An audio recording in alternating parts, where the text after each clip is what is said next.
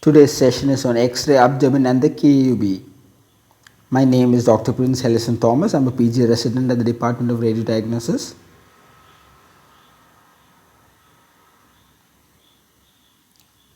Now, coming to the importance of interpreting an X-ray of the abdomen and KUB. Abdominal and KUB X-rays are one of the very common investigation we as doctors send and are asked for expert opinion. Therefore, having a proper knowledge about them is more like a necessity for us. In the upcoming session, we will be discussing on this important topic, which will be divided into two short sessions. First session is on X-ray of the abdomen and the second session is on X-ray of the kidney, ureter and bladder. Abdominal radiograph views. The standard view is an AP supine abdominal radiograph. Almost all abdominal radiographs are taken in the AP supine view. In general, you should assume that an abdominal radiograph is taken AP supine unless otherwise stated. The two most commonly requested films are anteroposterior supine and anteroposterior erect films. AP supine abdominal radiograph. Here the patient lies supine, that is on their back. The X-ray tube is positioned overhead in front of the patient. So the X-ray passes in the AP direction, that is from the anterior to posterior direction. The patient is asked to hold their breath. This is so that the breathing movement will not make the image blurry. And then the X-ray is taken. The abdominal radiographs are performed in the supine position, as it is generally easier for the patients to lie on their back, especially if they are sick or in post-operative cases. Other views for taking an abdominal radiograph are: you have erect abdominal radiograph. Here the patient is upright. It is very rarely performed nowadays as it has little diagnostic value when compared to a CT scan of the abdomen and pelvis. The erect abdominal radiograph may demonstrate gas fluid levels. This is because gas rises and fluid sinks. And in the past, this was very useful in suspected cases of bowel obstruction. You have another view which is known as the left lateral decubitus view. Here the patient lies on their left side. It is very rarely performed nowadays, although is sometimes used in children to avoid high dose CT when trying to diagnose suspected bowel perforation.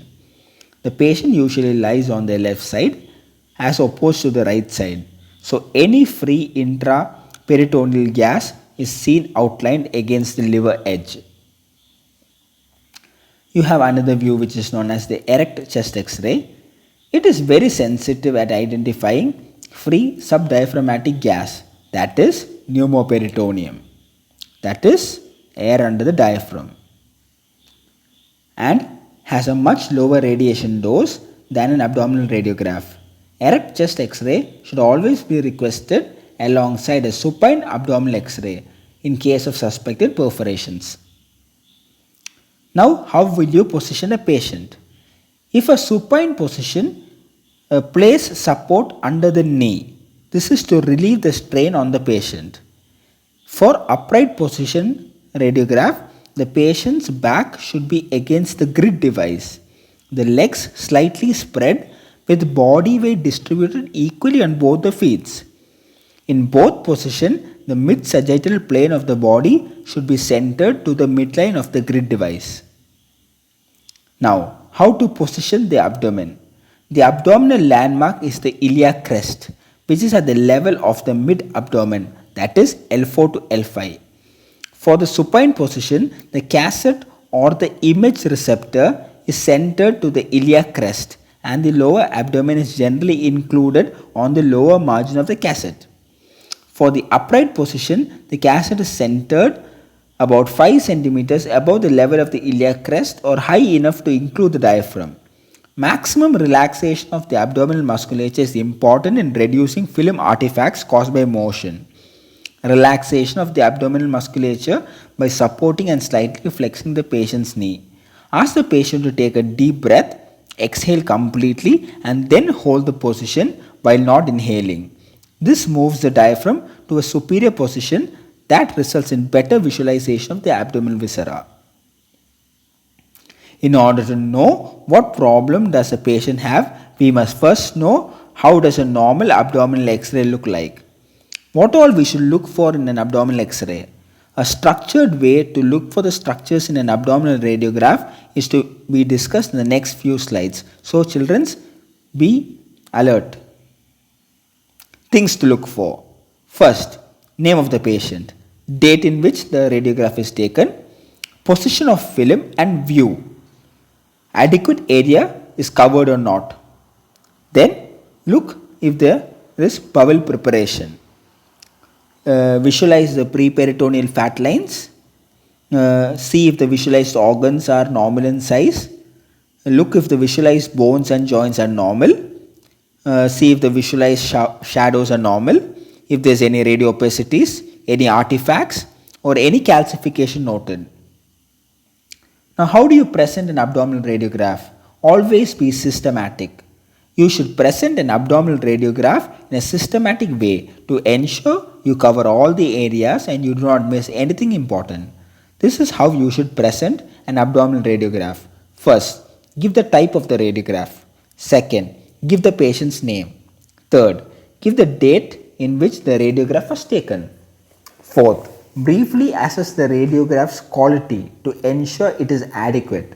Fifth, run through the A, B, C, D, E of abdominal radiographs. And sixth and finally, give a short summary at the end.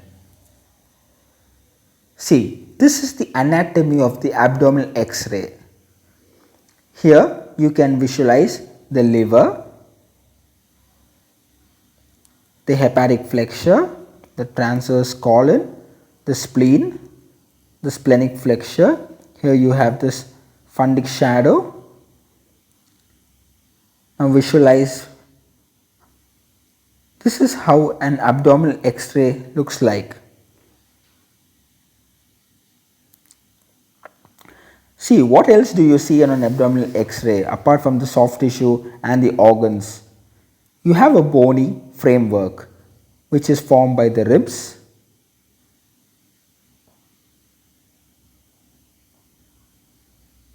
the thoracic, lumbar and the sacral vertebrae, the pelvic bone and the sacrum. And then you can see shadows in between. Now coming to more in detail of the abdominal X-ray anatomy, you can see the bowel shadow. You can see the rectal shadow. This is the vertebra. See if the vertebrae are in normal alignment. See if there is space between the vertebral bodies. Look for any calcification or any radiopacities. This is the psoas muscle.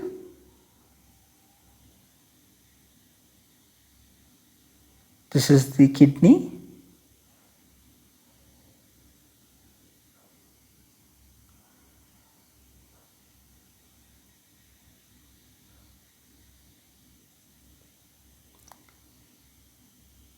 This is how an abdominal radiograph looks like.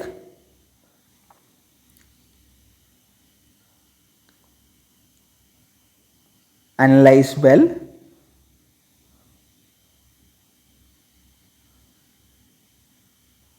This is the properitoneal fat stripe, the right psoas, the left psoas.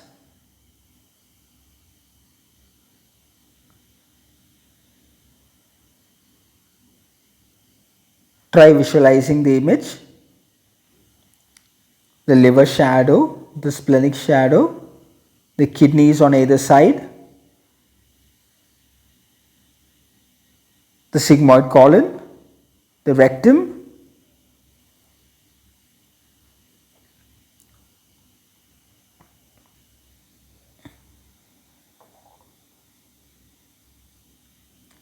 now what are the indications for taking an abdominal X-ray? It is useful for certain defined pathology such as abdominal gases, masses, bones and stones. Undifferentiated abdominal pain with a provisional diagnosis of 1. Toxic megacolon in acute IBD. Number 2. Bowel obstruction. X-ray of the abdomen is 50% sensitive for acute obstruction. Number 3. Bowel ischemia. Number 4. Perforation of a viscus with free air in the abdomen. Number 5. X-ray KUP for renal tract calculi. This is 80 to 90% sensitive. If you have a radiolucent stone more than 3 mm in short axis diameter. Number 6. Foreign body.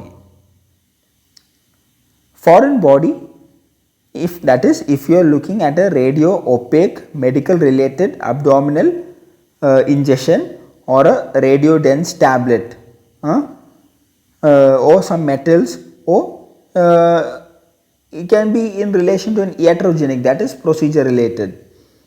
Only request an abdominal X-ray if it is most appropriate test to answer the clinical question. Indication for a plain abdominal X-ray are as follows. Suspected bowel obstruction. This is to look for dilated loops of small or large bowel or a dilated stomach. Suspected perforation.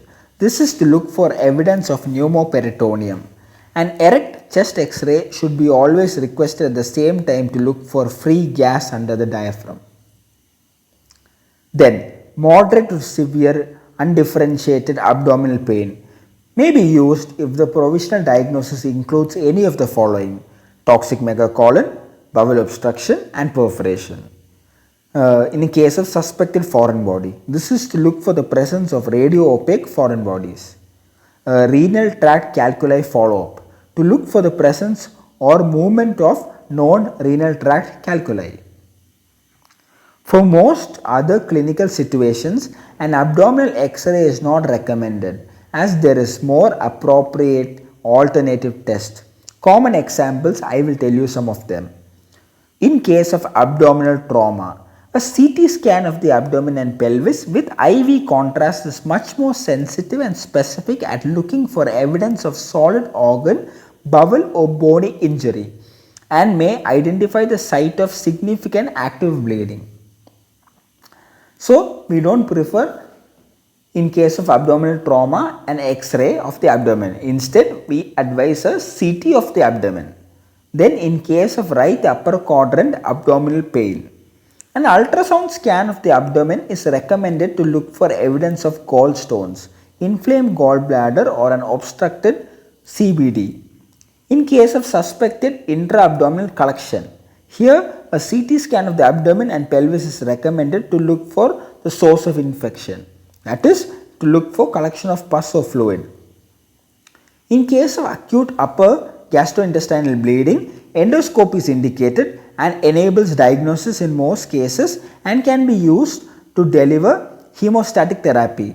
If initial endoscopy is negative, then angiography or CT angiography must be used to identify the source of bleeding.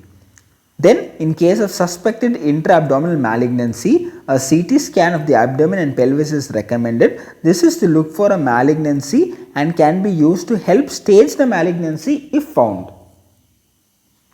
Then in case of constipation, see, this is usually a clinical diagnosis without the need for an imaging test. There is no evidence correlating abdominal X-ray findings with constipation. The only exception is in elderly patients where an abdominal X-ray may be useful to show the extent of fecal impaction but does not diagnose constipation. Therefore, in case of constipation, please do not advise an X-ray of the abdomen.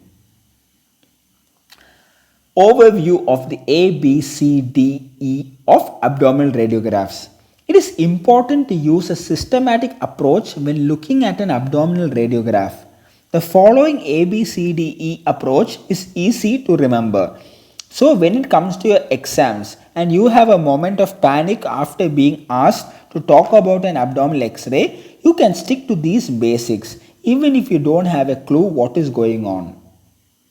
A is for air in the wrong place. Look for pneumoperitoneum or pneumoretroperitoneum. Look for gas in the biliary tree and portal vein. B is for bowel. Look for dilated small and large bowel. Look for a volvulus. Look for a distended stomach. Look for hernia. Look for evidence of bowel wall thickening. C stands for calcification.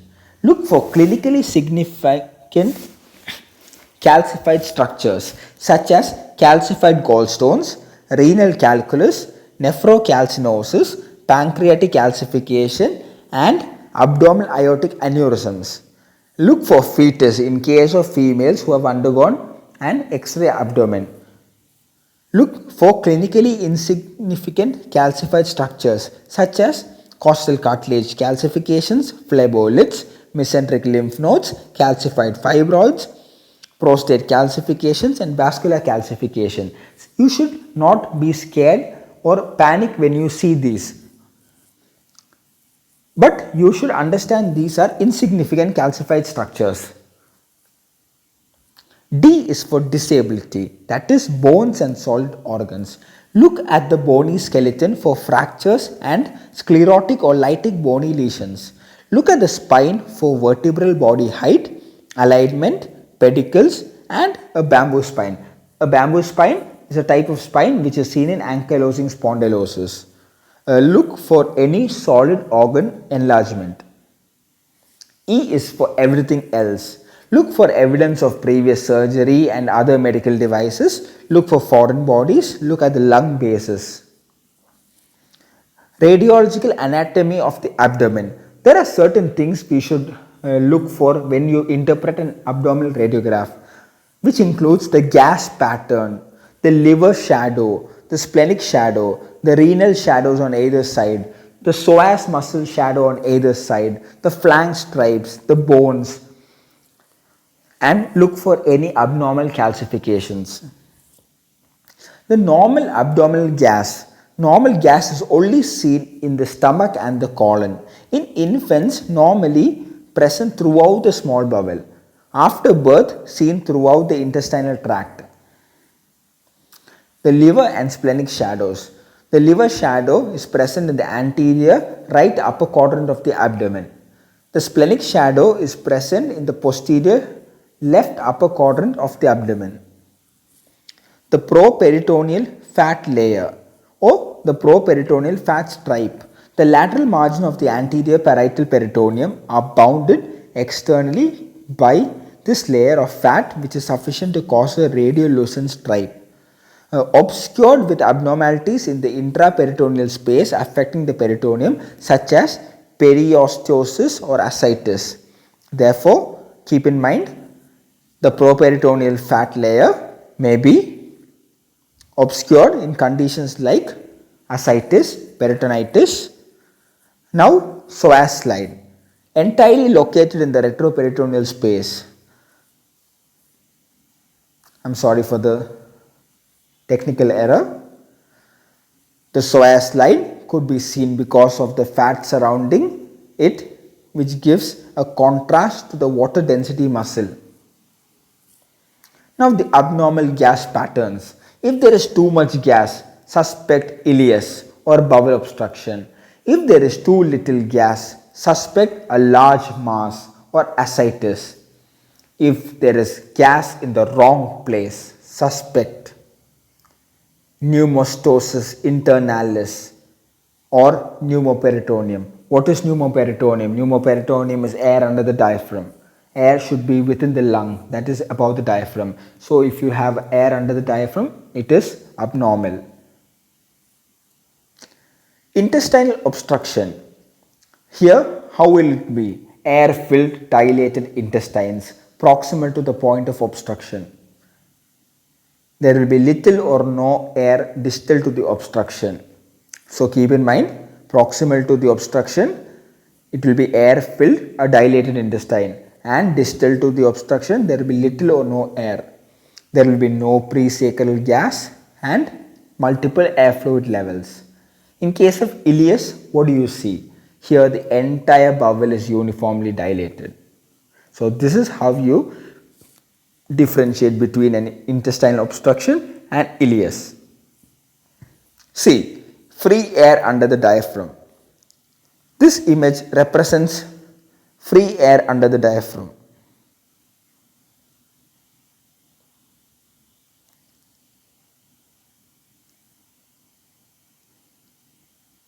This is a case of pneumoperitoneum.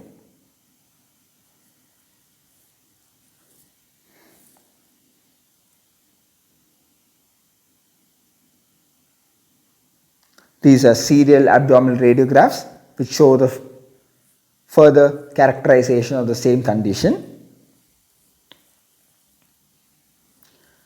This is an abdominal radiograph demonstrating small bowel obstruction. Now coming to the second segment of the day, X-ray of the kidney, ureters and bladder. Kidney, ureters and bladder. Why do you usually take this film? This is usually to follow up the passage of renal tract calculi. Renal shadow. They lie on either side of the lumbar spine. They are located in the retroperitoneal space, usually from T11 to L3. The left kidney is about 2 cm higher than the right kidney. The renal length in adults it's about 11 to 15 cm and in children about 6 to 12 centimeters. Kidney may move up to 10 cm on deep inspiration. How do you read a KUB film? First, spinal or bony pelvis abnormalities. Look for any evidence of spina bifida, sacral agenesis, fractures or metastasis. Outline the organs, the liver, the spleen, the kidneys, bladder and if there is any displacement of normal structures. Look at the soft tissue. Trace the psoas muscle. Absence of the psoas muscle shadow may indicate a mass or fluid in the retroperitoneum. Look at the soft tissue masses. Look for any radio-opaque shadows. And if you see, you have to differentiate whether it is a stone, whether it is a phlebolith or it is a calcification. Look for the stomach and bowel gas shadows. If it is normal or if there is any case of colonic distension or intestinal obstruction. This is an X-ray of the KUB. Here you can see this is the renal shadow. On either side you have the renal shadow. You have the psoas shadow. This is the vertebrae. Look at the intervertebral disc. Look at the alignment. This is the bladder. Look for any hyperdense foci within the kidney area, in the ureter and within the bladder. See if there is any. Always when you look at a film, you should either read from inside out or from outside in. Do not read a film in a haphazard way. This will make you miss findings and it will result in a poor interpretation of the film. Therefore, always approach a case systematically. This is an X-ray in which I have outlined the parts for you so that you can understand it better.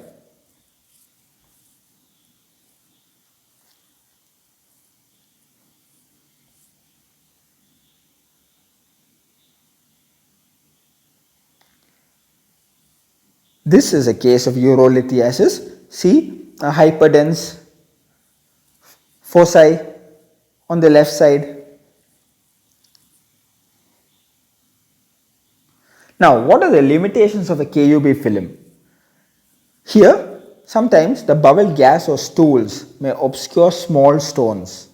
Stones may be obscured by other structures such as bones or ribs. Calcifications in the pelvic veins or phleboliths or vascular structures may be confused with ureteral calculi. Stones that are poorly calcified or composed of uric acid may be radiolucent and will not be appreciated on a KUB film. Now, what are pelvic phleboliths? They may be present on either side of the pelvis. in the distribution of the pelvic veins. They are fairly opaque, round structures about 2 to 6 millimeter in diameter. Thank you for a patient hearing.